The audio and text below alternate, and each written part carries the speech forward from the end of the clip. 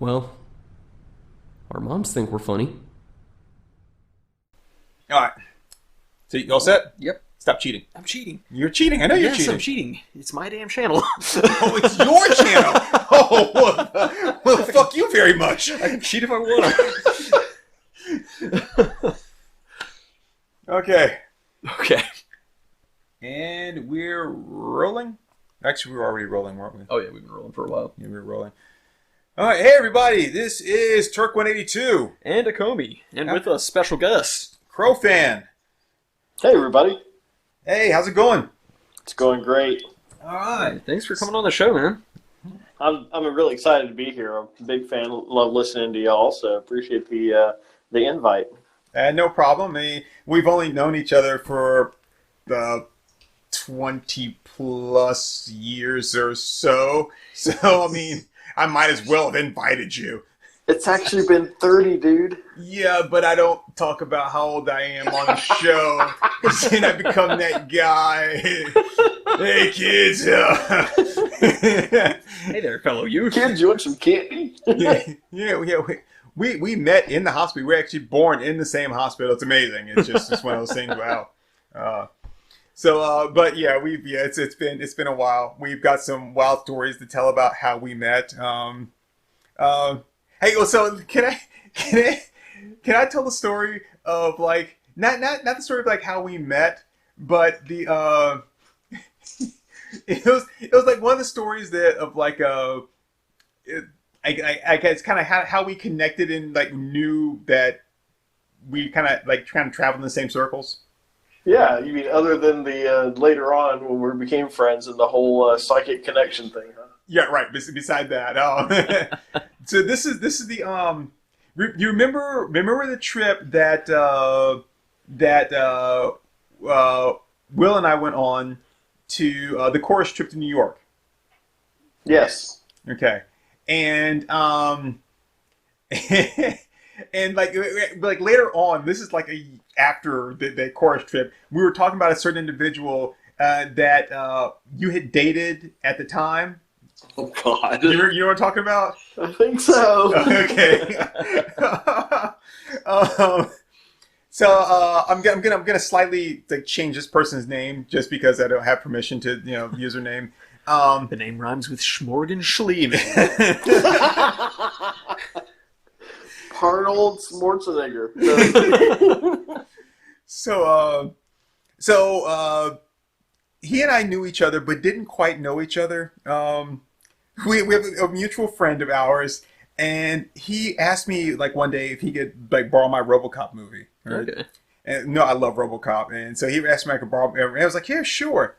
Come to find out that he was having a bunch of friends over, and they were going to watch RoboCop, and so he borrowed my movie, but didn't invite me because he didn't think I would like the people. And I'm like, you borrowed my movie, and then, so anyway, so he and I went on this this chorus trip, right?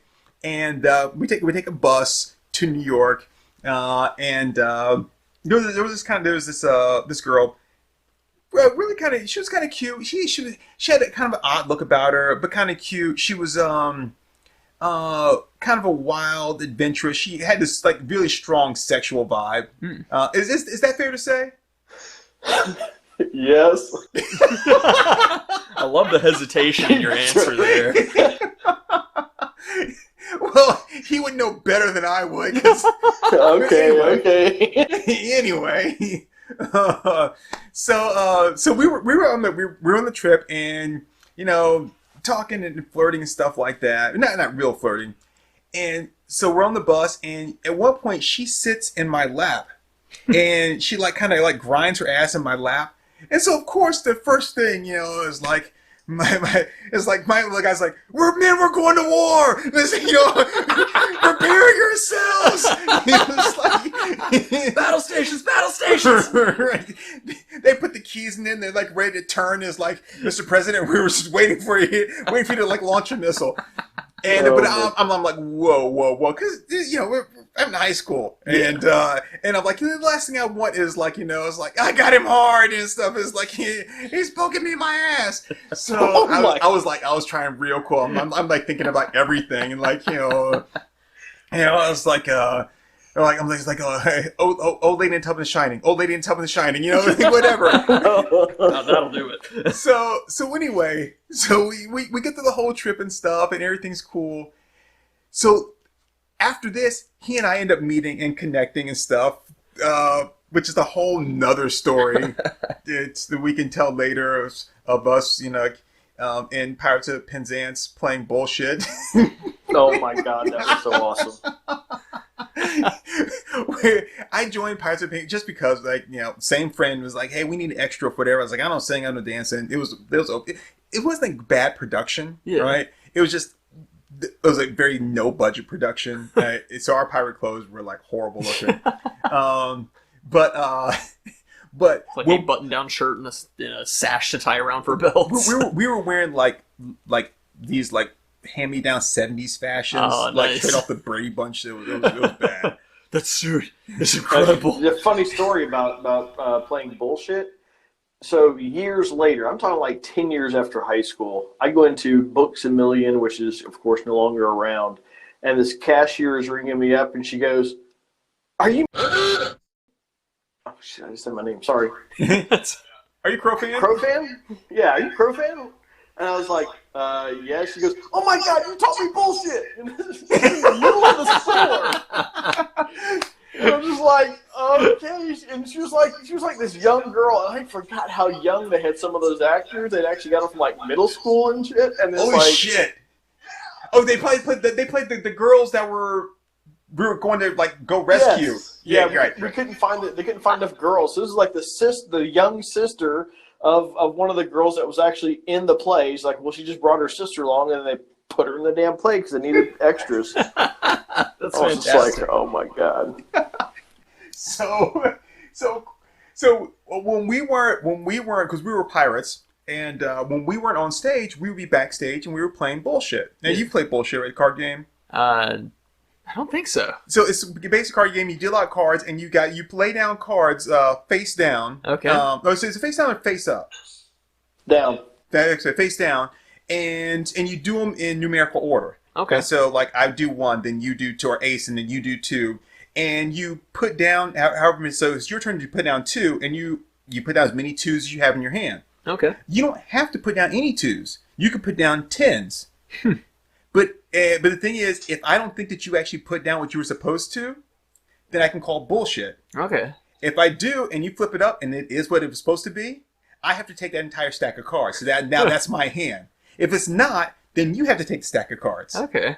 So Crow fan here, right, would hold like an entire like 2 through 6, like all 4 in his hand, and he'd be sitting there, and he'd be waiting for you to put them down, and his lip would be quivering. And he'd be like, I'm gonna put down. So we're backstage playing, and gonna put down. I don't remember if it was me or somebody else. I'm thinking it was me. And went to put down. It's like I'm gonna put down 3 4s. And he goes, bullshit! During a live performance of the play. Oh my god! Oh, that is phenomenal. That was so awesome. Oh shit! So that's kind of like when we first like that, and we learned that we both had a great fondness for Return of the Living Dead nice. and Fright Night, both of which he had the soundtracks for. Oh, nice! Yes, fantastic movies. Yeah, absolutely beautiful. So then that's when we kind of became friends through a mutual friend, and it just kind of blossomed from there. So at this time we're talking, we're just kind of trading stories and everything, and the chorus field trip comes up, right? And so I'm telling the story like, Jamie sits down in my lap, and she's like grinding her ass on my lap and stuff like that or whatever. And Crowpan looks at me and he's like, I was dating her at that time. And I'm like, oh. Now, this is the same guy that used to, and I'm going to call you on your shit too, dude. This is the same guy that we used to like always tease him and everything because at the time, he had a Don't, man. no. In his house, right? There was this little like magazine stand. Okay. And we used to always like tease him and everything because he's he has some guns, right? Okay. And so we was always tease him and everything about like he's probably like got a gun under the coffee table, one of the mattress. We would tease him about that regularly. So one day he decided he was gonna put a gun in the magazine stand. So as we were talking and everything, and we say something, he's probably got one. And he's like, as a matter of fact, I do. So when shit like that happens, right? Right. And you say something like, "Oh yeah, this girl was grabbing her ass in my lap," and he's like, "I was dating her at the time." And of course, your eyes cut over to the magazine stand, right?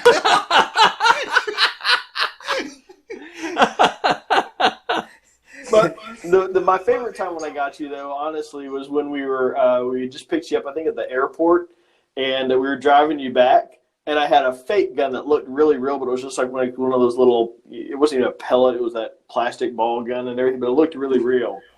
And so I turned back to go, I said, "Hey, Marvin." The gun back there, he goes, "What the fuck?" That's just not funny, man. Hey, Marvin, what do you think? Oh. And then, of course, I'm not even going to mention the time that you actually did threaten to shoot me. That wasn't me. That was my younger brother. No, that was you. That night we were drinking with the wild turkey and tequila. Oh, my God. And you know what I'm talking about. Moving on. Oh, yeah. We can move on when you're not the one being threatened to get shot. It was, okay, let's move on. But did he at least deserve it, Crowfan? No, I didn't deserve it. I mean, if someone just kind of like walks into a room and they call like they just say something, of course you're going to turn right in their direction. I didn't deserve that. And plus, you'd be drinking on top of it too. This is the monkey fighter right here that got me drunk with us like drinking tequila and wild turkey when I never had any hard alcohol at all. It's funny. I started off with the wild turkey. He had the tequila, and then we switched. And then Yeah. Was that when you tried to throw up in the bottle? That was him. Okay, that was you. Oh, God. But in your defense, I always told people that you looked at me, and I was like, that sounds like a good idea. I was say that. That's you right. was like, yeah, go ahead, man.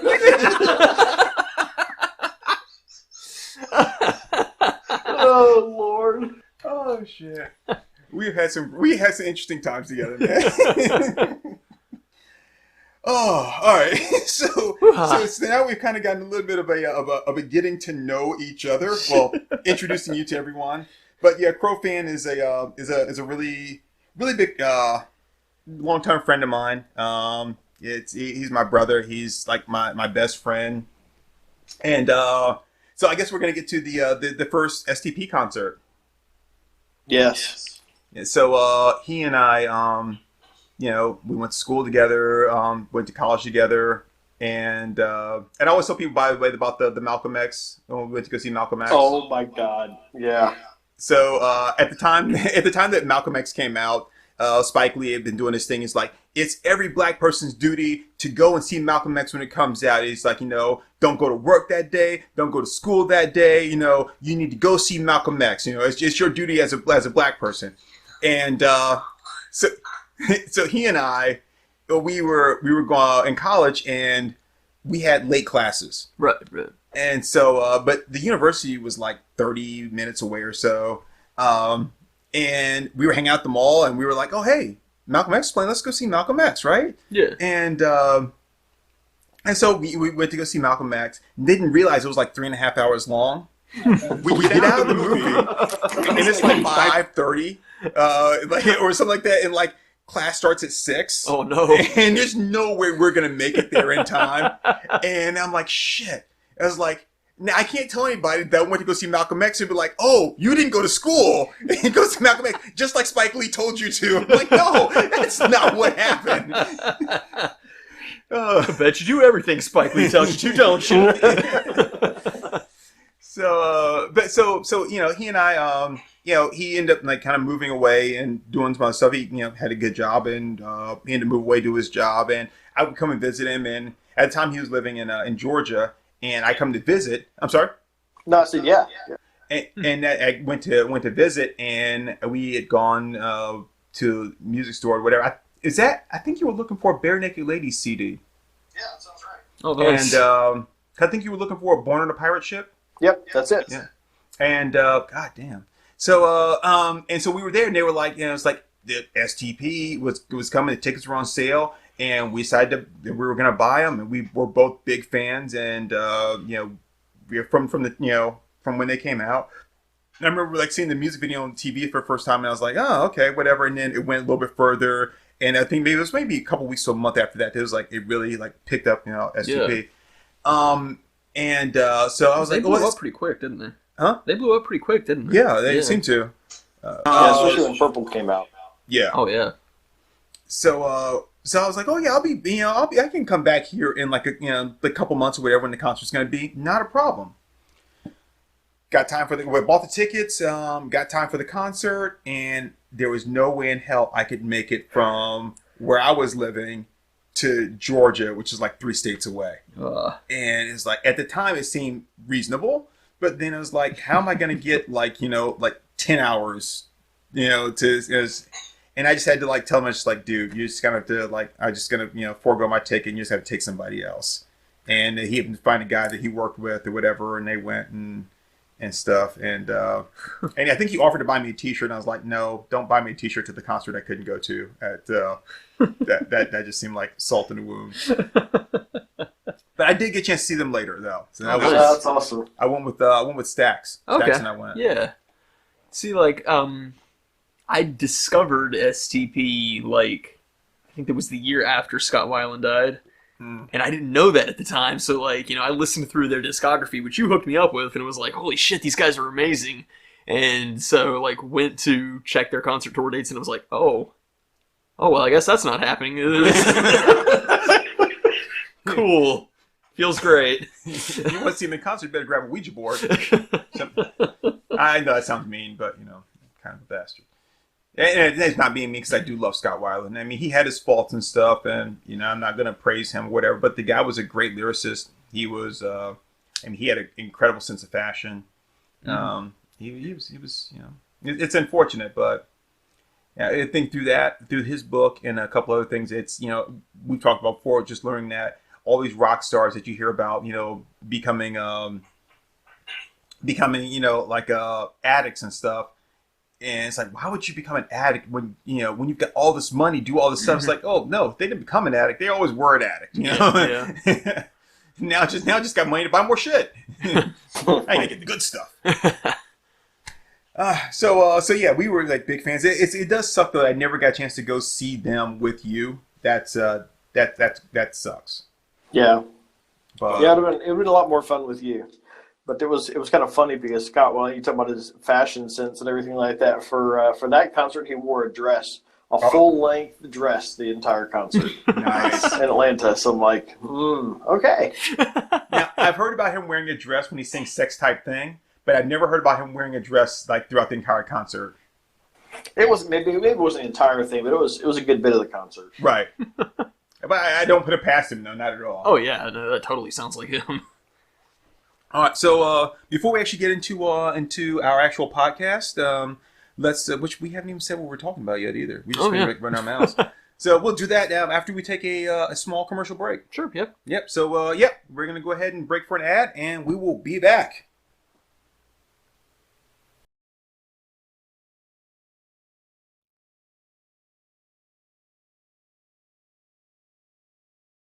And we're back. All right.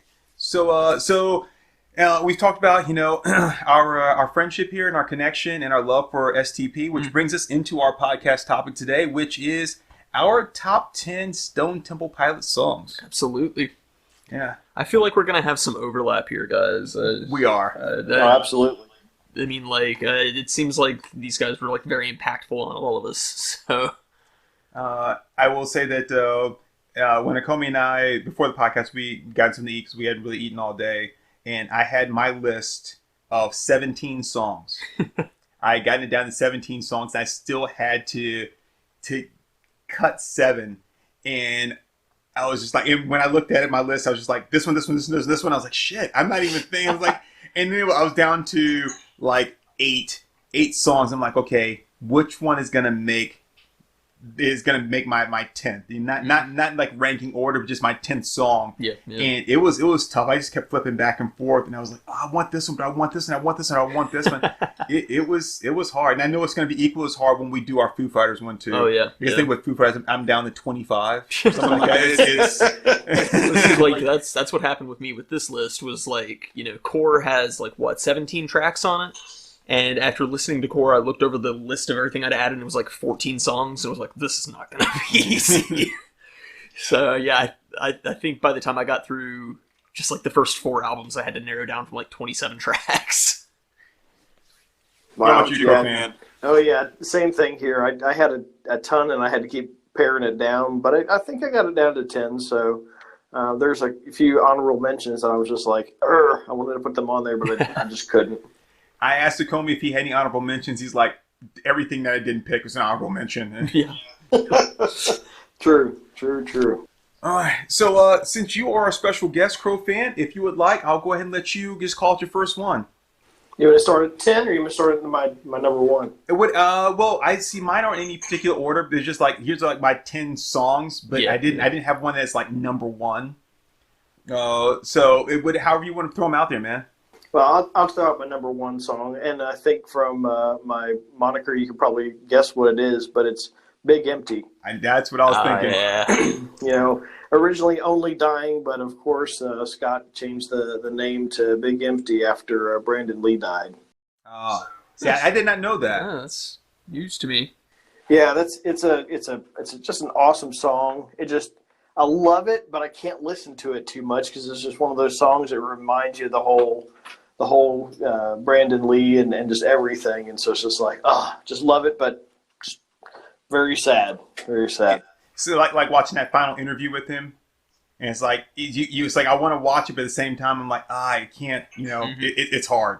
That's why I never like reread his biography as much as I wanted to, because it's like so heartbreaking. Yeah, Scott Weiland's biography. There's so many things. When I told people about how good it is and things, but then there are moments in there, especially when he gets really into like, I know I never treated her right. Mm-hmm. I know that I didn't do this well, and I think one thing about it is even when he's doing that, he's like, I'm not as good a person as I should be. Yeah. But he's still like an addict at that time. He's still like actively using, and it's like, he's even addressing that this is what stopped me from being a better person, but I still can't stop. Yeah. It's rough. But yeah, Big Empty is such a good song, man. It really is. Absolutely, and then followed by that is Dead and Bloated. Oh yeah, that's one on my list. Yeah, it's one of those ones. That's the one that first drew me into them. I mean, that whole holding the microphone and everything, and then it just explodes. Just such a heavy and just awesome, just rock song. It was just great. I just loved it. It was the second STP song I'd ever heard, and like that just immediately hooked me in as a fan. Yeah, I will have to say, Dead and Bloated did not make my list. No, look at me. My name's Turk. Well, I had so much to choose from. So did it make your list? Oh yeah. Okay. Yeah, it totally made my list. All right. So we generally do it like a round robin thing. So I'm gonna go to you next then, if you want to. Oh well, I'll just check off Dead and Bloated off mine there, and just say that's definitely it for me. It's got such a good grit to the sound, and I think Scott phrases it really well in his biography when he talks about he uses his voice as part of the instrumentation, basically, and you really hear that in that track. like he's like really like dragging out his voice to help carry the melody, and I freaking love it. It's great.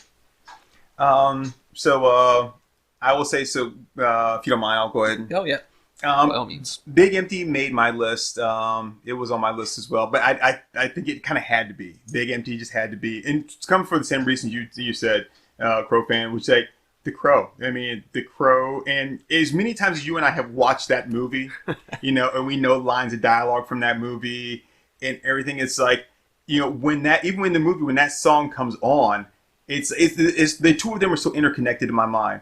Big Empty and The Crow. I can't hear or see one without thinking of the other. And so it's like a double impact. Mm-hmm. So Big Empty was on mine. I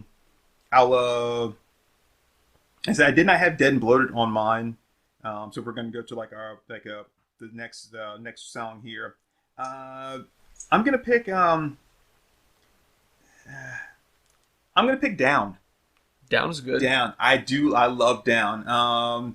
And I was like, yeah, I really like Down. That's such a good. I think it's songs that like really, like, they just really like just thump for me. Mm-hmm. And then in the lyrics, when he's saying, will you follow me down? And it's just like, oh yeah, it's good. I love Down. That's a great song. Yeah, Down's pretty tight. I like Down as well, but unfortunately, it didn't make on my top 10. So I had Dead and Bloated, and you had Down. So sorry. No, it's no biggie. I mean, they're all good songs. It made it hard. We couldn't expect, That's what she said. Yeah. Anyway, we couldn't expect them all to, that we're all. There's so many. I mean, like I cut mine down from 17. Acomi cut his down from 25. So, yeah. I mean, yeah, it's. So what will be one of your your ninth song? And in no particular order. Yeah, in no particular order. For me, Wicked Garden made my list. Oh, nice. I love Wicked Garden. That is a good song. And I mean, I probably could have pulled my top 10 just off of Core, honestly, but I love all their stuff. But yeah, I mean, like Wicked Garden, like, I love the lyrics to it. It's got a really good sound to it, but like just like the way the lyrics flow, and it's just like it's so poetic. I dig it. I can't get enough of it. Yeah, Wicked Garden is good. It did not make my list, and look at me. My name's Turk. Yeah, you already used that joke. Look at me. I like to recycle jokes. I've been cannibalizing that joke for like the past 12 podcasts, dude.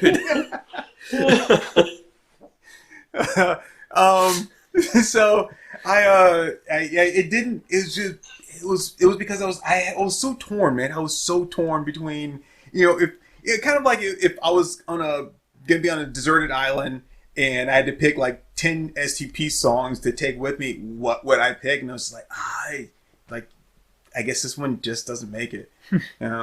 It sucks. It really does. But that's kind of how I had to go. Well, you don't want Wicked Garden to be on your desert island songs if you're there by yourself. That's true. But no, Wicked Garden true. was definitely on my list as well. Just like Acomi, same thing. It's the lyrics, it's the tune and everything too, and it's just I love that line. I want to walk into your Wicked Garden. That's the place to find you. And it's like that's where you really connect and everything. So I just always loved that song. It was definitely on my list. It's good. I mean, and that's the thing we talk about him. Like his lyrics, he's such a great lyricist, and his lyrics are I mean, if you're a musician, your lyrics are gonna be poetic. But his it seems like there was more. So there was more. It was more than just flourish. It was. Yeah. There was like a deeper meaning to it. But I would like to say it's almost as if he chose each word, each line of dialogue specifically, and as opposed like it's like I'm still going to convey it, but I want to convey it in this way. I want to create a full image. Yeah, it's like he's painting pictures with his words, and he's doing it in like almost like an expressionistic kind of way, and it's really, really impressive. It is, absolutely. All right, so I think you're next, Turk. Is it me now? I think so, right? So are we moving on to number 7? Because Down was my number 9. I'm sorry, number 8. Because Down was my number 9. So I'm gonna break the mold here a little bit, and we talked about a little bit about this one at dinner, but Atlanta. Oh yeah, I love Atlanta, and that was one of the problems with me is he has so many. I don't want to call them ballads, and not really slow songs. They're just more really like deep introspective songs. But Atlanta is one that I was listening to it and I was like, this is one that I just really like. It creates a different mood in me. Yeah. And I was like, I love Atlanta. It's just a great song, and I'm assuming it didn't make either one of your lists. It didn't, unfortunately. But No, and the bad part is, like you were saying before, I lived in Georgia there, and actually, lived in Atlanta or just outside of Atlanta there for 4 years. And this was one of those songs that's like I always wanted it to be one of my favorites, but for some reason it just wasn't. I don't know why I couldn't connect on it, because I've always listened to it, but I just could never have the same connection I do with so many other of his songs, even having lived in Atlanta.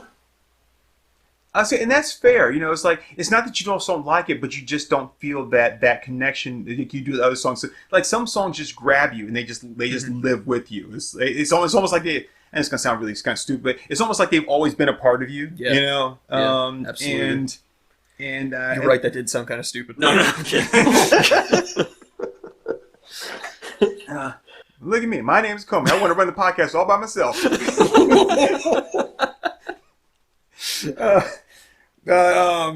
But yeah, I always like just how like just quiet and soulful it is. It's Atlanta is one of my favorites. Soulful is a really good way to describe Weiland's stuff in general. I think, like even the rockin' tracks, they're just like he's putting soul into it. Yeah.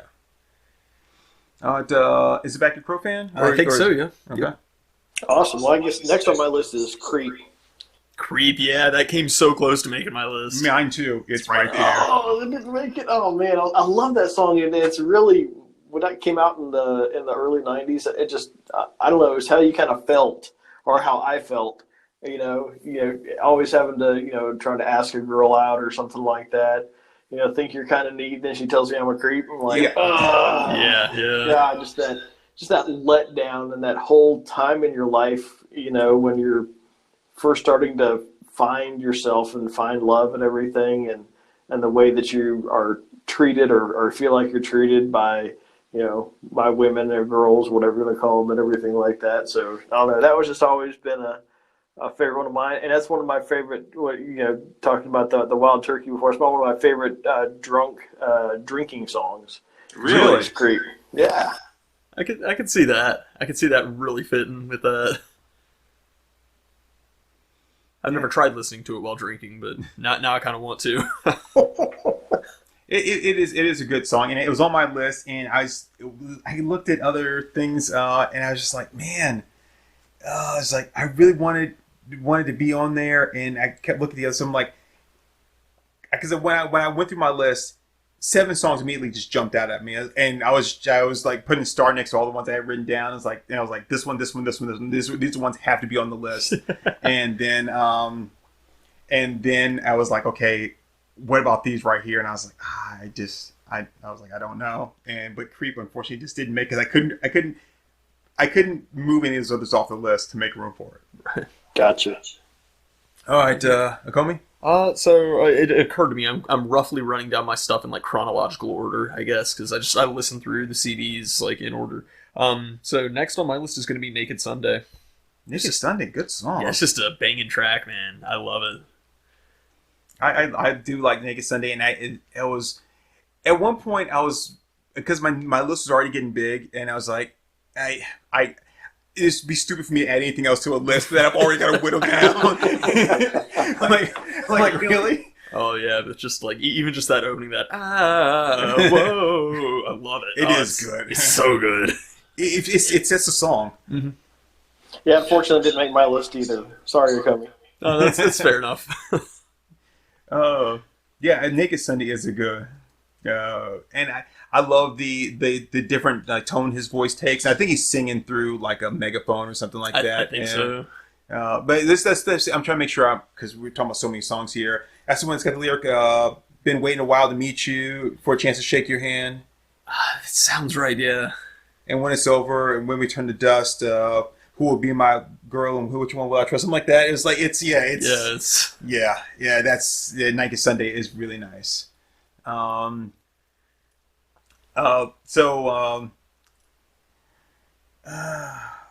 gonna put this one on there. Just go ahead and drop it now because MC5. Oh yeah. Okay. MC5 makes the list. And here's the thing. It's a great song. I do love it a lot. But one of the reasons why I knew it had to make the list is because Acomi and I have referred to this song so many times. At least it's almost like once a podcast or every other podcast. I think so, yeah. We would just randomly be like, I broke string. It's like, See, that was my introduction to STP. Yeah, I'd never heard of the band, and you played that song for me because of the broke a string thing. It was during a Heroes Con. We were hanging out with Wally, and you made that reference. I was like, I don't know what you're talking about. You're like, you don't know STP? So, yeah. And MC5 almost made my list, but I knew you were going to have it on yours. So.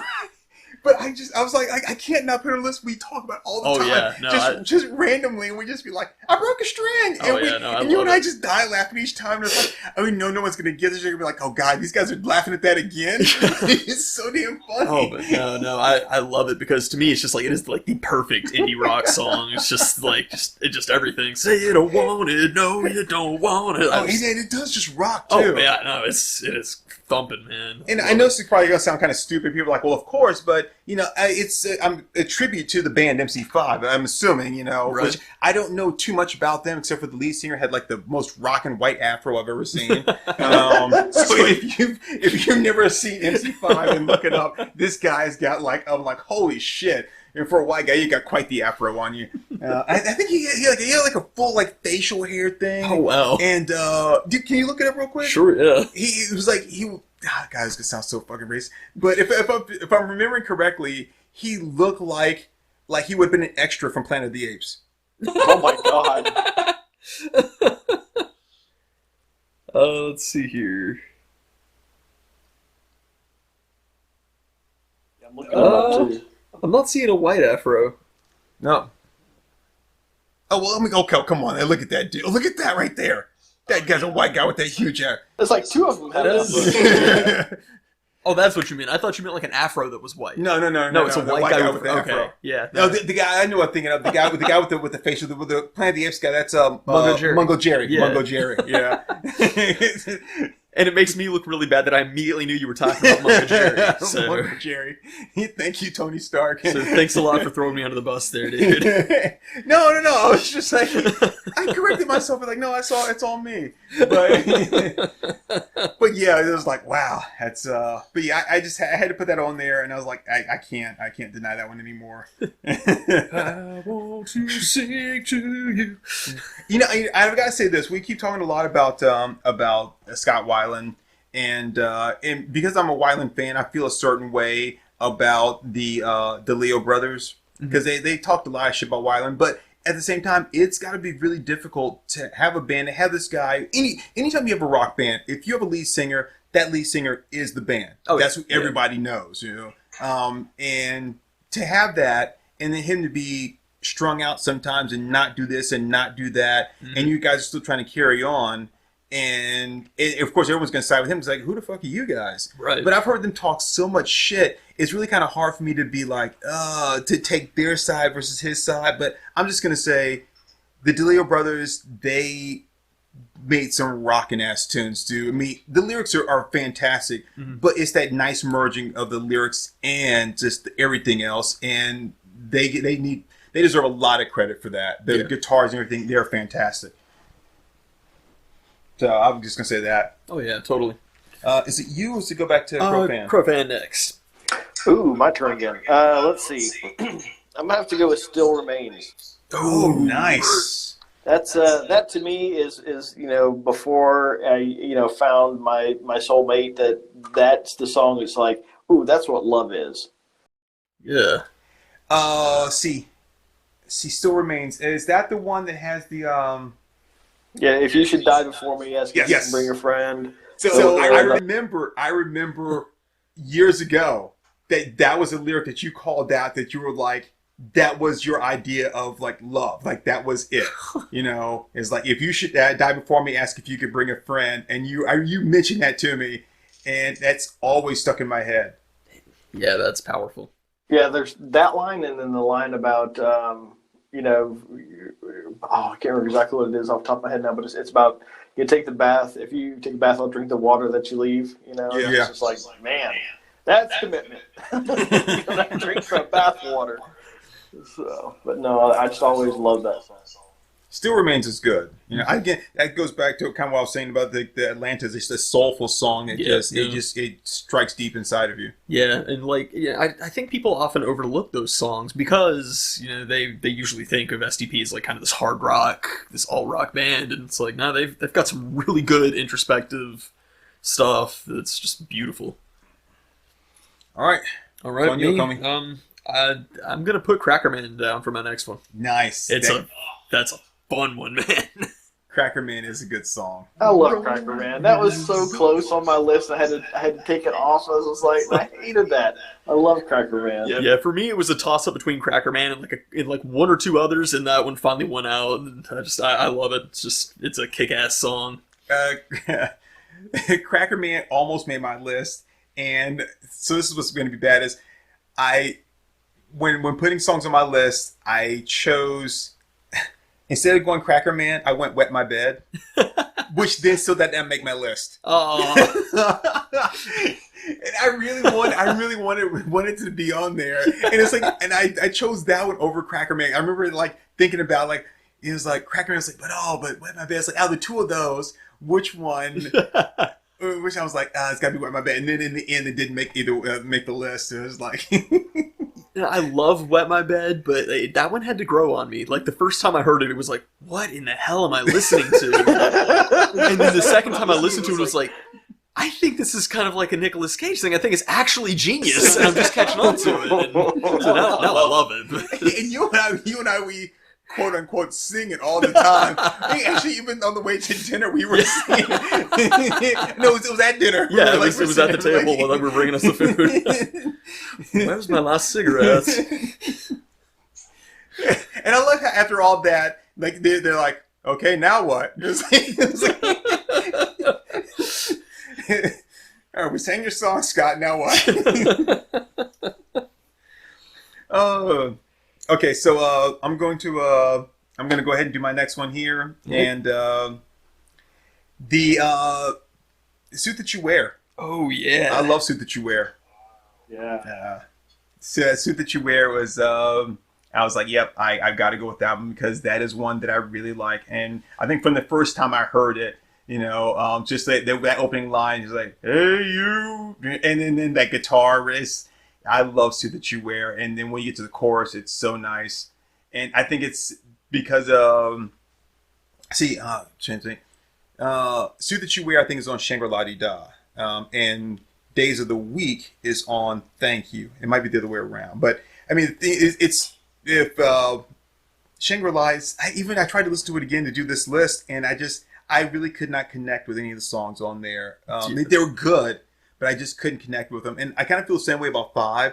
There's only a handful, like maybe 2 or 3 songs on 5 that I really connect with. Right. The songs are good, but they just don't have the same impact that some of the other ones did. And Shangri-La is kind of the same way.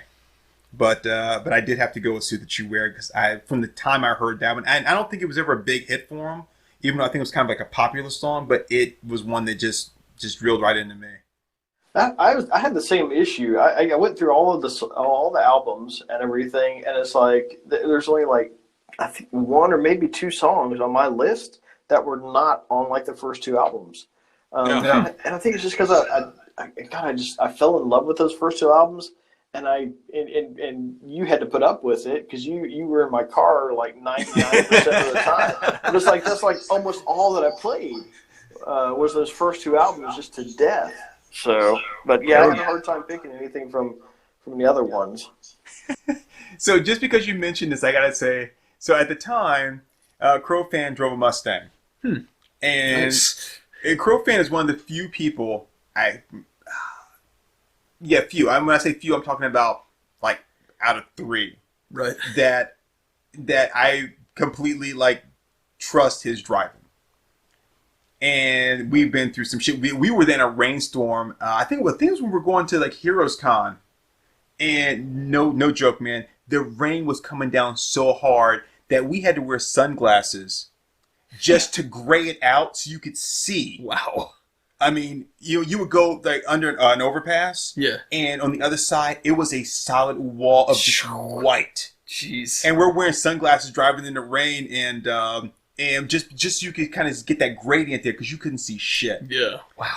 And I don't know if you remember this or not, but I know I'll never forget it. Not like it was like, oh my goodness, but it was just one of those things. At one point, we started to hydroplane. Yeah. And he shot his hand out and like over my chest. So like kind of hold me. I was like, I'm good, man. But it's like, dude, thanks, man. And I think we ended up driving. I'm not sure if that was the same time. I don't think it was the same time. I think it was the second time that we had gone. Back when we were looking for exit 10. Oh, yes. exit 108. Yeah, 108. It's like he kept telling me, and it was exit 10B, and it's like, dude, there's no 100s up here. What are you talking about? Yes, it's right here. We're supposed to be on exit. This is before GPS and everything, and we're just driving, looking at the damn directions, and it's like, yeah, okay, we're getting really close. We can look for exit 108. I'm like, dude, we're at like exit 15. I don't know if exit 108's anywhere close. And it was exit 10B. The funny part, yeah, I got a little pissed about that one. But the funny part is driving back. That's when you're like, oh yeah, I just got this new Robin book, man, and I want to open it up. Can I borrow? I think it's time for an ad break. No, we're good. We're good. And I said, okay, but be careful, it's sharp. And so what does he do? He takes it and cuts right across the front edge of it, and it splits through 2 layers of plastic. He's like, holy shit, I barely even ran the blade across it. Did it actually cut the book or not? I can't remember. My spider bite is acting up. Yes. Yes, sounds like it did. It cut through. Mister, I drive with this tank toe knife. I got this tank toe knife. It's so awesome. And you can drive this in a car door, right? And that's what he decides to keep in his car. So when I say, I need something to open up the poly bag in this Robin book, he's like, here, use this. Well, yeah. So if for anyone that's ever had a tank toe knife or if someone that has one, you don't use it. If you just want to cut open something, let's say like an envelope, right? You just actually hover the blade over the object and it'll just slice right open. You don't actually need to touch the blade to it. I mean, that's the blade that the samurai would use to commit suicide, right? Like, this is designed for slicing open human stomachs, not polybags. So I did slice through my Robin Robin 2 limited issue series #1 in the polybag and slice right through the cover as well. Ass face. That was the same time we stopped at that restaurant and that girl was hitting on me and she asked me for my phone number and I couldn't remember it. Ouch. Ouch. I think there's a 9er in there somewhere. And now we call from a walkie-talkie. Oh shit! Man, what a great party. I got 6 numbers. One more and I would have a whole phone number. Good job, Kevin. Oh, yeah, it was that was kind of bad. But we were in North Carolina, so it's not like we were gonna hook up or whatever. But yeah, I couldn't remember my own phone number. Talk about drawing a blank. I'm like, shit, a girl's talking to me. I'm like, Panic button. Abort! Evacuate Bells! No, don't do that. Oh shit! I do think that we do need to probably stop for that. Yeah, we're about the half-hour mark. Yeah. All right, guys. So we'll take an ad and we'll come back with our next, I guess, 5 or 6 on our list. Yeah.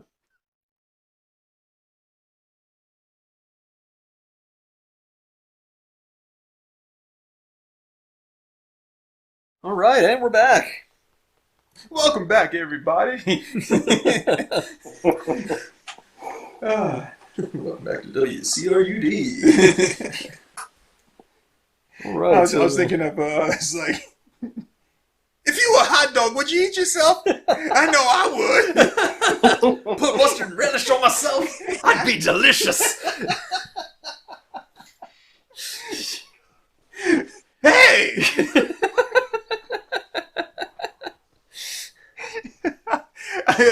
Cropan, you've seen that, right? You are so great about remembering every detail of every movie, and it's like I know it's familiar, but I can't tell you what it's from. It's a Saturday Night Live bit with Will Ferrell where he's doing Harry Carey. Oh yes. And I love how he it's. I think it's pretty clear that he knows he's forgotten the next line. Yeah, and he goes, "Hey, hey!" That's so good. Oh shit! Okay, so Cropan, it's on to you, sir. Oh wow. Okay, so since we were just talking about from later albums and everything, I'm gonna have to throw out Sour Girl. Oh yeah.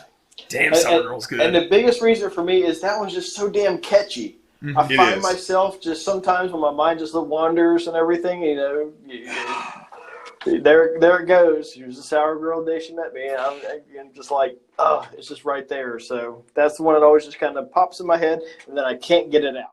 Oh yeah, it is good, and I love that. You know, she turned away. What was she looking at? She was a sour girl. That I met, but the day that I met her, and then she was a happy girl the day that I left her. I was like, wow. Yeah. But there's a line in there that Acomi and I were talking about on the way back from dinner, which is when he says, no, I'm sorry, that's not sour. Is it? No, it's I've got you. Yeah. Yeah. I've got you, where he makes a line there. It's like, oh, okay. But yeah, Sour Girl, it was on my list, and I was actually debating when I made my final check, and I was like, Sour Girl, no, Sour Girl, yes. I was like, oh, it's right there. And it's like on my list, it's Sour Girl and then Creep. Again, not in any particular order, but they were right there, and I just had to choose, and she didn't make the list. Poor Sour Girl. Yeah. Too bad. Did she make your list? Nah. It's so hard, man. It is hard. It was Yes, so hard. absolutely. Because, that was in, pretty much the final running for me, and I wound up dropping it. So I guess it's me next. It is you. So like I said, I'm just going down my stuff roughly chronologically.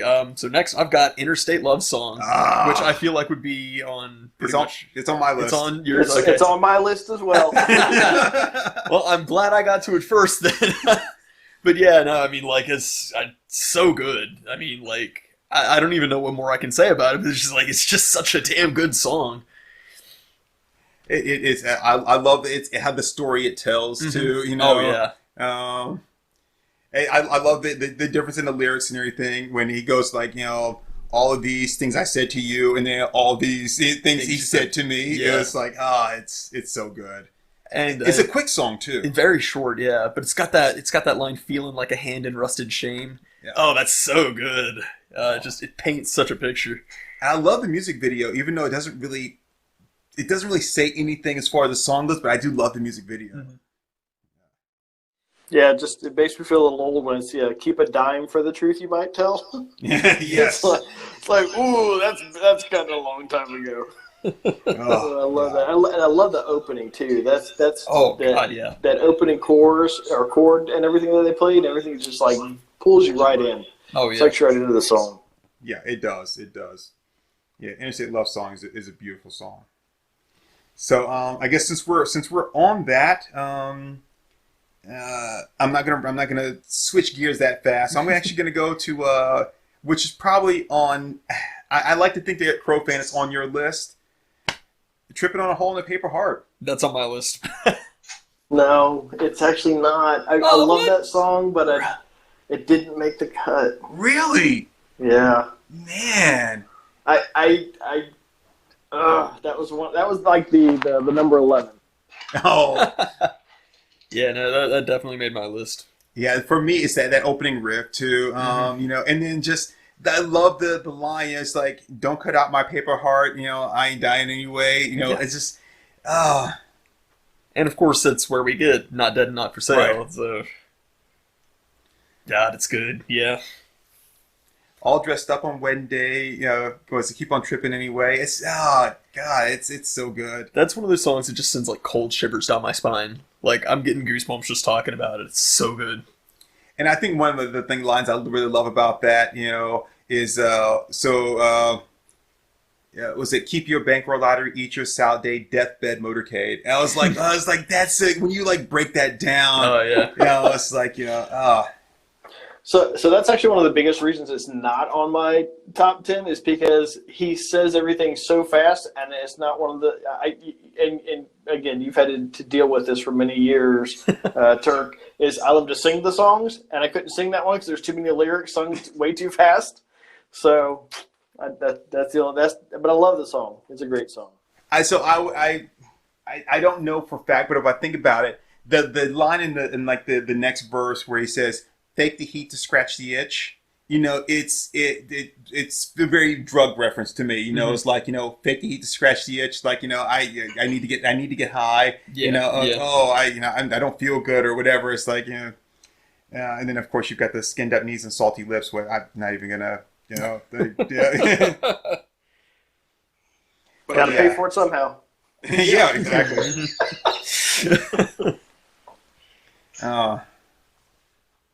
Yeah. Right. So I believe it is Crowfan next. Okay. One of my favorites is Plush. Plush almost made my list. I love Plush. It did not make mine either. Oh no! God, it was hard, dude. It was hard. What really threw this one over the line for me was, I don't know if you remember, because I think you were with me. We went to like Charleston, South Carolina, and there was a record store we went into, and I found like the unplugged version of the songs that I think they sung on like MTV, but they never actually put out an unplugged CD. But the store had one, and so I bought it. I remember that. I loved it because that was the song to me that showed if you were really a fan or not. Because there's that part where you get close to the end, and then there's the pause, and then everybody starts clapping. I'm like, yo, right. It's like the song's not over yet. It's not over. Don't clap. It's like idiots. And so I'm just like, I just always love that song, and the whole thing about take time for the healing hand or hand to heal. The wounded hand, yeah. Yeah, for the wounded hand. Yeah, thank you. Oh yeah. Because it likes to heal, it likes to steal. Yeah. And I love that I'm half the man I used to be. Oh God, yeah. Yeah, because you and I used to talk about that all the time. What was it? What were we referencing when we were Oh shit, I forget what it was now. It was something, Mortal Kombat or something like that? Like, get over here. I'm half the man I used to be.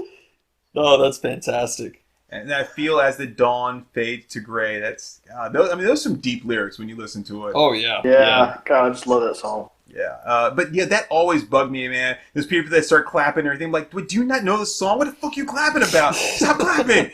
Yeah, I'm like, why are you there if you're not that big of a fan? Right. Oh, yeah. But Plush is a good song, and a lot of times when they do like an acoustic version of a song, I'm not really cool with it. But Plush is one that I do like as an acoustic, and I think it was released as an acoustic on a couple of their albums too. But yeah, it's good. All right, sir, it's on to you. Sorry, my headphones are falling apart. So my next one, a little bit unconventional, I think. I don't know if this would make a lot of people's lists. I know what it is. Art School Girlfriend. I do it. Yeah, I love Art School When you Girlfriend. mentioned unconventional, I was like, I knew we'd already talked about you. It was going to make your list, and you hadn't named it yet, and it's unconventional. It's got to be Art School Girlfriend. Art School Girlfriend. I love it. That's an awesome song. That's what I always thought about too, is that Art School Girlfriend. And man, it's great, but they're crazy sometimes too. That's an awesome song. Oh yeah, good. it's so evocative. And that shift when it just gets to the 5 more times, I told you 5 more times, is so good. It is good. But I think that's... So that's on Tiny Music, isn't it? Yeah. And I think you get a lot of like kind of experimental songs in Tiny Music, which I do like. And I do like Our School Girlfriend, but it just, again, with along with everything else, I just could not put that on the list, man. Yeah, it is good though, but it didn't make it for me. Yeah, and that's fair, and I get why it wouldn't make everybody's list, but like for me, just like being kind of in the art scene, so to speak, it was like it really clicked with me. So what about you, Crow fan? Yeah, like I said, I love the song. Unfortunately, it just wasn't. It just didn't make my list. Yeah. Okay, so I've got, let's see, I got 3 songs left, and my I think I'm gonna go with the one here that I think that one of you should at least have this on your list, and then my other two I know I'm pretty sure neither one of you are gonna have. Big Bang Baby. It's not on mine. Really? No, Yeah. not mine either. Wow, that's surprising. I love Big Bang Baby. I like it, yeah, but No. it didn't cut it for me. Yeah, I love Big Bang Baby. I love the music, the way it sounds, everything about it. We used to see in color. Now it's only black and white because the world is colorblind. Uh, I love it. Does anybody know how the story really goes, or do we all just hum along? I mean, it's such it's such good lyrics, and in this the way it's presented. I think that's another thing is like when you take a song like that, and you can tell that as like a slower song or as a ballad. But if you're gonna put it with more of a poppy tune, and it sounds different, and it almost disguises what the song is about. And you're just like, oh, this is really good, and then you're like, wait a minute, that's not, that's not what this is. This isn't a happy song at all. Hey, wait a minute. I feel cheated.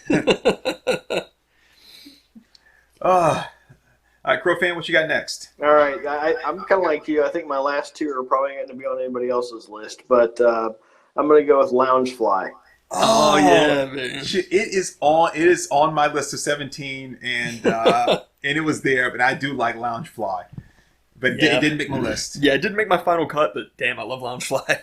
Yeah, I love that. My favorite line in there is that, yeah, please refill my soul, and it's just such a great thing, and you're probably going to laugh at this, but I've always considered myself a little bit of a Loungefly, and how you can actually take any song and make it into a country music song. And I hate country. Jane, Turk knows this. I hate country music, but you can turn any song into a country music just by singing it twangy enough.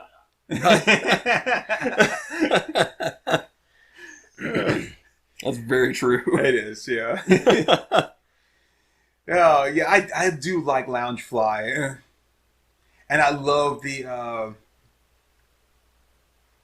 way the way the music and the tempo is with that song, the way it's done. It's different. It's got such a different vibe to it. Yeah, I do love it. I really wanted it to be on my list, and I just couldn't find a way of putting it on there. Yeah, no, I really dig it. All right, what you got next? Next I got Church on Tuesday. Church on Tuesday. Yeah, That is a good song. yeah, it's I didn't make my list, unfortunately. and I get that. I'd like I said, I think my last few were pretty weird like that. But no, I really dig it. It's like it's kind of got like that undertone to it of, man, how exactly does it go? I want to make sure I get it right.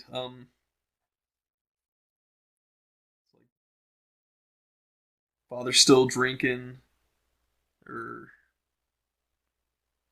father starts smoking, brother's still drinking, and your mom's going to church on Tuesday, or it's Yeah, I can't think of it right now because I blanking, listened to like their entire Yeah, discography. That's in, my like, a exact couple problem days. is that Actually, all in one day, actually. yeah, because like I've just binged through everything. So hold on, let me just pull up the lyrics because like it's so like it really resonated with me, and that's why I added it to it. Father's always smoking, and your mom's at church on Tuesday, and your brother's always drinking and dying. There we go. Yeah, just like that line. It's like, damn, that is good. That's the one that's like it goes, and that was the next line is like, and I still. I'll find a way to you someday. What'd What did you do? And I don't believe it. Is she really gone again? Yeah. Yeah. Yeah, no, I really dig it. He's got a great sound to it too. He does. Just like that beat to it. Father's always smoking and your mom's at church on Tuesday. Oh, it is good. I didn't have that one in there. God, it was so hard. Cause I'm looking at some of the other ones. I'm like, I feel almost like I'm like competing with you guys over who can get the better song. It's just hard, man. This is such a great band that had so many great songs, and it's a tribute that we can find so many different ones. We had a hard time actually paring it down to 10. Mm-hmm. And I think it's kind of interesting that there was not as much duplication amongst us as I thought there would. Yeah. I thought there'd be a lot of overlap.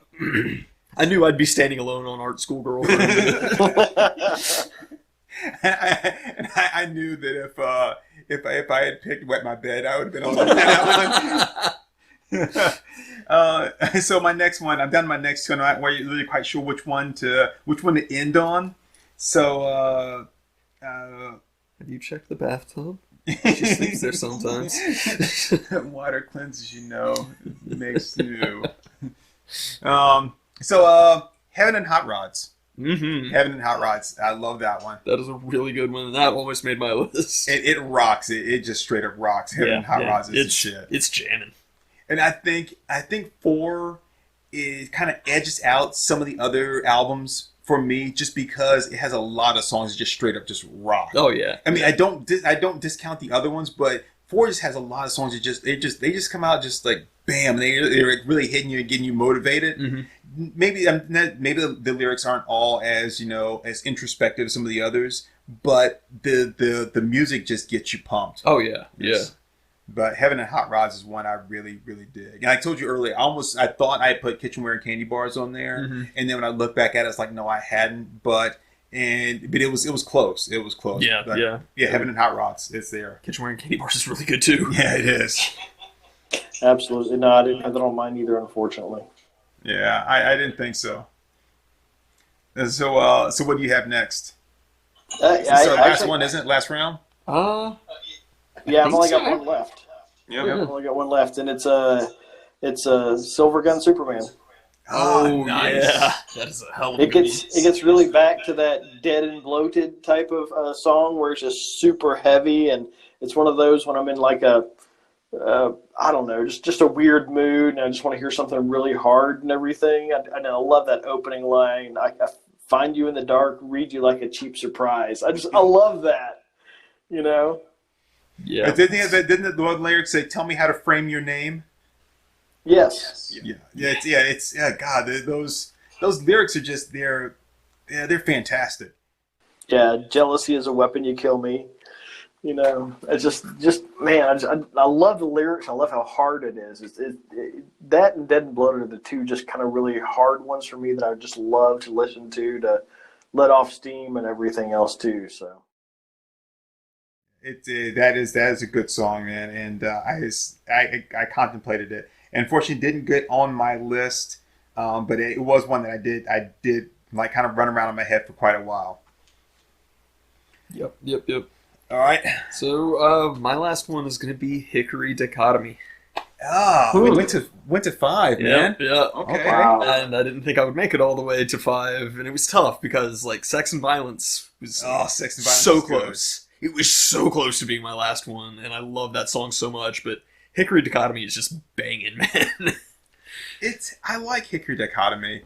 The word, the title is kind of weird sounding when it's sung, but sometimes it kind of just pulls me out, but then the rest of the song keeps me in. Yeah. Well, for me, it's that opening. It's that introduction, that all right. So good. It is good. And 5 was not a disappointment at all. For them to be away for so long and come back, and people are like, do they still have it? Yeah, they still have it. Oh yeah. It was good. All right, so for me, before I drop my last one there, I had 3 songs that weren't already mentioned, and that I was like, man, I'm not quite sure which one I want to go with, and so I know, because I mentioned that one earlier. I love that Beautiful. slow kind of balladic like song, and it's just so deep. I love, and so it's one of those songs I could just kind of just relax to, and just it's good. And then Tumble in the Rough. I love Tumble in the Rough. That's such a good song. Huh? I said very nice. Yeah, but that didn't go. And then Unglued. Unglued is so good. But in the end, my last song is Army Ants. Oh wow! I love Army Army Ants. Ants, dude. Wow. Yeah, there's something about that beat and everything. I love Army Ants. It's a good beat. And I was like, I just do, because it was one that I like so much, and I hear it, and I was like, yep, I got to go with Army Ants. I can dig it. Very nice. Very nice. So I was like, and I knew that wasn't going to be on anyone else's list, and I know I feel like a shit now because I can't think of what song it is. I know it's one of the ones on here, and I'm thinking it's probably, I don't think it's Army Ants. I think it's Unglued. The one that they used to play MTV News. They used to play a little snippet of the STP song for MTV News back when Kurt Loder used to do MTV News. And I'm trying to think what song it is. It was like whenever they would cut the MTV, they would like open up and it would have that little thing here, and I was like, and of course, yeah, it always made me think of STP. But yeah, the Army Ants, like, it was just really good, and I just loved that one, and it had to go in there when everything else I was looking at it. And again, it's not that it was a really better song. It just had something that always just keyed into me, and I just dug it. Very nice. So there it is, man. Awesome. Shangri-La-Di-Da. I always said that's like my least favorite album. If you want to say worst album, what are your feelings, Crow fan? Oh, yeah. I probably had to agree with that. I mean, Shangri-La-Di-Da was definitely not one of my favorites. And again, for me, those first two albums were just so freaking awesome. I kept wanting more and more to come, but I could only find like one or two songs off every album after those two that would ring to me as true as the first two albums did. So I always had a problem after that. Yeah. I can see that. And yeah, that one, that was one that I was really hyped for. And then when it came out, I was like, I'm not feeling the love, the music. I guess I wasn't feeling that the music loved me as much as the other ones did, It's a good way to put it. And so, and they're not bad songs. They're not in harmony with me. With the exception of, like I said, the suit that you wear thing. So, but yeah, it's it's like I said, not bad at all, but it didn't ring. Yeah. I just don't know it as well as I know the first four albums. Like the first four albums, I've just like engulfed so many times, and like I really don't know Shangri-La-Di-Da quite as well. I know it was very significant to Scott. Like he felt very strongly about it, but that's about all I really know about it. I've told you before, and we've had this conversation on like either Kroger Game Bar, one of them, that when I first listened to Beck's Midnight Vultures, like I didn't like it, and I was like, "What is this?" Like it just didn't hit with me, and I put it up, and I didn't come back to it for a year. And it was one day I was like cleaning my room, and I was playing some music, and I was like, you know what, I haven't listened to this for a while. Let me go ahead and put it in there and see if it sucks as much as I remember it sucking. I was like, oh my god, this album is amazing. Yeah. I love this album. Like, how did I sleep on this for a year? And so when I went back to Shangri, I was like, all right, let me see if I'm gonna have that same Midnight Vultures effect. And I didn't. And I was like, okay. I was kind of hoping. And I was kind of hoping at the same time, I was like, please tell me I didn't sleep on this thing for like, a decade, right? But at the same time, I was like, I don't want them to have an album that was really bad. So I was kind of torn, but in the end, I was like, yeah, it still didn't change anything about how I felt. Oh man, so that was that. I like that, and we still have to come back and do our Foo Fighters one, which is gonna be, whew. I think with Foo Fighters we might have like two songs. I don't think there's probably there might be a song that all three of us will have. Probably. But I don't think that we'll have one that'll have. We'll be lucky if we'll have like one that'll have like both of two of us on that agreeing. Yeah, you definitely like to go into the deep tracks. Yeah. Well, Yeah.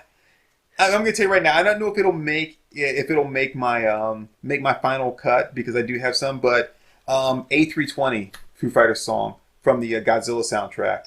I do love that song a lot, and I don't think it'll probably make my final cut, but it is one that I really really like, and I guess you might even call that like a deep cut there because it is only on the Godzilla soundtrack. Yeah. That's pretty deep to me, dude. Yeah, so That is definitely a deep cut. There was this one time they sang this song once on concert. That's the one I love. So when it comes to Foo Fighters, I actually have a bunch of not any full songs. They're just like sections of a song that they sang on like different like talk shows and things like that. Things like, it did a couple of lyrics from Born on the Bayou. They did like one of the verses from like Hit Me Baby One More Time and stuff. Yeah, I know they did Larger Than Life. And shit, they did Wannabe by Spice Girls. Yeah. And then like That's they awesome. only did like the opening line from that, but like they got the instrumentation perfect. So none of those I included, and even when thinking about the Foo Fighters, I didn't even think about like Darling Nikki because it's not. That's the one I was going to bring up, man. That one's actually really cool. It is, but I didn't, and we'll say that for Foo Fighters discussion, but I didn't put that on my list because it wasn't on an album. And that's why. And I was like, because I figured that was such a deep cut that I was like, it doesn't really seem right to go. But I still have one more deep cut on there. But yeah, so it's that one's gonna be really really tough for me. The STP was tough because again, STP used to be like my number one band. People would say, "What's your favorite band? What's your favorite group?" It would be STP.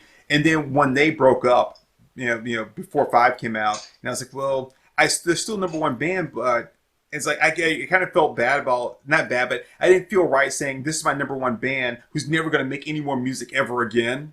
It's different if you got something like Led Zeppelin, right? But still, it's like, really, you have found another group that you can say I really like outside of this one that hasn't performed in 3 decades or whatever. And then of course, Foo Fighters were there, and I was like, I do love the Foo, and they, not to say they replaced, but I had the same affection for them that I do for STP. Where like, I'm listening to the album, I'm not hearing a bad song. Yeah. Some I don't like as much as others, but I'm not hitting a bad song there, and I'm like the Foo, they're my number one, and they're still putting out music. And then side projects that they've done, like them Crooked Vultures. It's so. Yeah. And they put on a hell of a live show. Yes. Yeah, and you talk about asking about your favorite band and everything. Are you still asking people who's your favorite new kid? Well, I think everyone says it's Joey. No, so some people say Donnie. Don't make me get this. Please don't go, girl.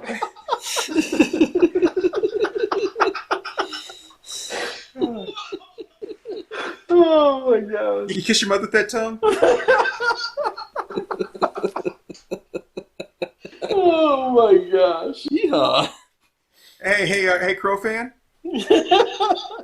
Crow fan? No, I'm sorry. I gotta go. Bye.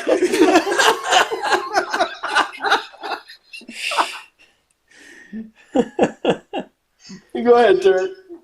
Mummy came in my mouth. Oh my god! No. You gotta tell that story, man. I have no idea what you're talking about. Liar! Liar! See, the only way to win is not to I thought play. this thing was PG-13, dude. What? Ninja, you must be crazy. I can't even spell PG-13.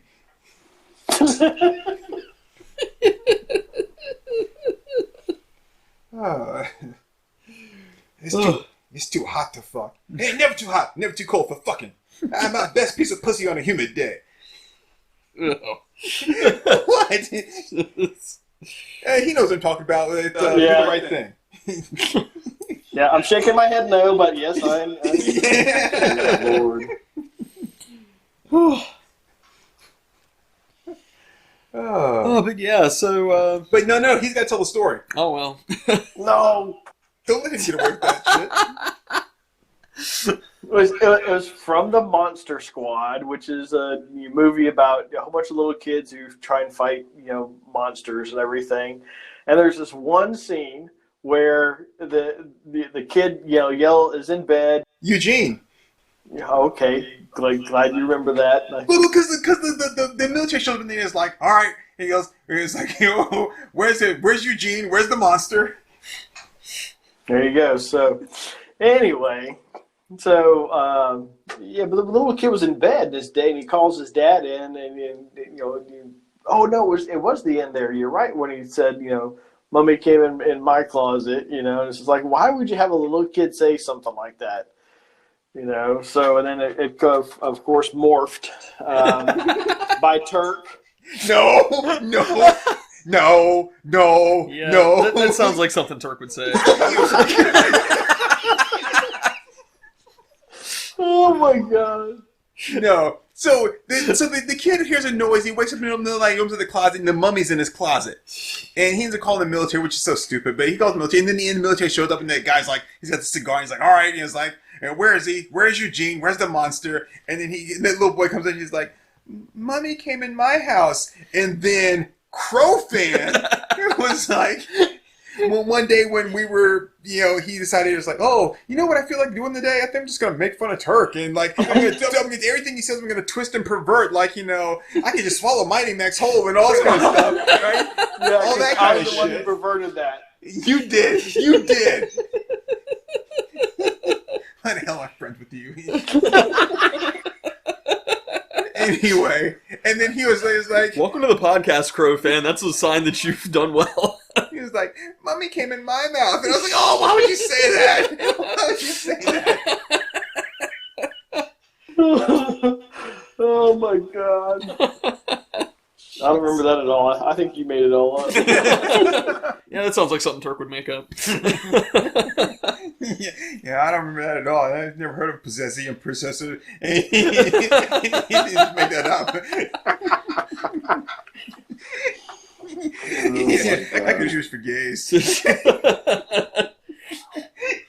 You have to watch the Orange Julius, yeah. He had the Orange Julius sketch SNL with Sylvester Stallone, where Will Ferrell goes to buy a computer, and Sylvester Stallone's this kind of weird guy selling computers, and he's like, I'm looking for one of the Pentium processor. He's like, I don't know what that is, but you should buy this computer right here. It really kicks ass. It'll be cash charge. It's like, does it have a Pentium processor? He's like, I don't know. And he's like, what about this one? This one says it has it. Oh, that one's for gays. It's like, what? Yeah, that one's for gays.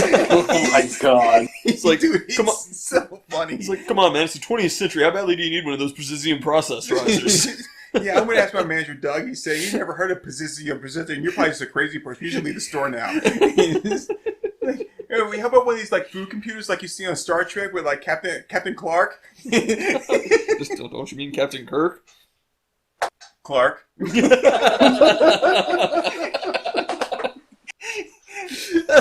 God. I do. You have to look that up and watch it. It's so damn funny. It's my favorite thing Stallone's ever done. It's so great. Easily. Oh shit! All right. Well, dude, I we've kind of kept you up for a while there. This has been an absolute just blast. It man. has been a joy. Thank y'all so much. Really appreciate the invitation to Acomi and Turk. Yeah. Absolutely. So we are going to get around to our Foo Fighters one. I think that we're also kind of trying to figure out what's going to eventually make the cut.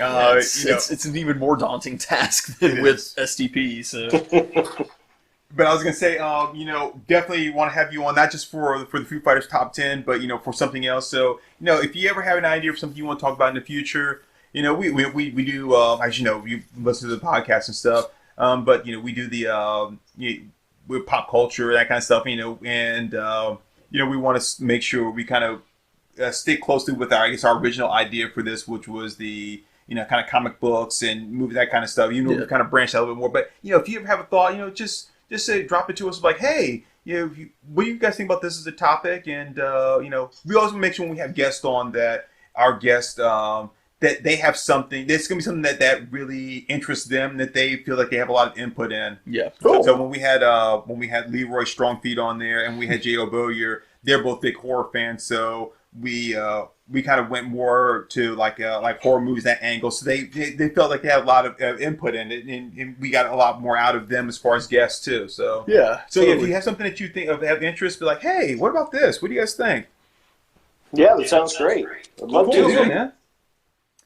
Right, but yeah, I think the Cliff Notes version of this that our listeners can take away from this podcast is just listen to everything that STP has done. Yeah. Like, you can't go wrong just picking up core and working your way through their entire discography. And that's a good point. I would say you actually, where sometimes be like, yeah, just like start with this album right here, and then you can listen to it. I think with them, you start with the first one. Yeah, you start with the first, and you just work your way in chronological order. Yeah, just start That's at the great beginning. advice. Yeah, and Core, Purple, Tiny Music. Core, Purple, Tiny Music 4.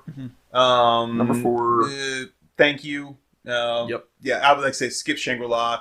Thank You, and then 5. Yep. Yeah. Sounds good. Yeah, and we didn't, because we were sticking mainly with the STP, didn't mention Velvet Revolver, but I am a huge Velvet Revolver fan. Like their second album isn't as good as their first, but Velvet Revolver is awesome, and you still get a lot of that STP flavor, even though with like a more of a rocking style. So yeah. And Set Me Free is one of my favorite songs. First song I ever heard by them from the Fantastic Four soundtrack, the very first one with Chris Evans. Set Me Free is Set Me Free is from the Hulk, the Ang Lee Hulk movie. Set Me Free, and that's a great song. And then they did one for Come On, Come In, or from Fantastic Four, which is good. Sweet. And then those are. And then he actually I think mentions that in I'm Not Dead, I'm Not For Sale. How it's like that, how Slash and them came to him as like, we've got offers to make a song for this movie. You want to join us to do the song, and then the band actually morphed from there. Yeah. That sounds right. Who, But yeah. Gunter Slash? Huh? Who, Gunter Slash? Gunter Slash? They're Slash. Yeah, South Park. I don't know Gunter Slash. Oh yeah, it's a South Park episode where they, Slash isn't real. Everyone's parents dress up like Slash. That's why Slash is all over the place, but nobody knows what he really looks like. And it was a hilarious episode. No, I haven't seen And it's that. like, oh my God, you're 9 years old and you don't know that Slash isn't real? It's hilarious. That's awesome. Yeah. Yeah. All right, man. Well, thanks again. I really appreciate it. This has been like a lot of fun, and I dug it. And I'm sorry it took us so long to have you on the show, but I'm glad to have you, for one of our early season 2 episodes, and we'll have you again hopefully sometime later on in season 2. Yeah. Awesome. Yeah, definitely. Sounds good. Thanks again so much. All right, Absolutely. dude. Take care, man. All right, everyone. Thank you all for listening to another episode of Our Moms Think We're Funny. I am Turk 182. I'm Acomi. All right, and this has been a lot of fun, It dude. really has. Yeah, my cheeks actually ache a little bit. Yeah. That came out sounding wrong, dude. No, it didn't. Later, everybody. I broke a string. Did you hear when I paused? All right there, folks. That was Our Moms Think We're Funny. Let's give them a hand.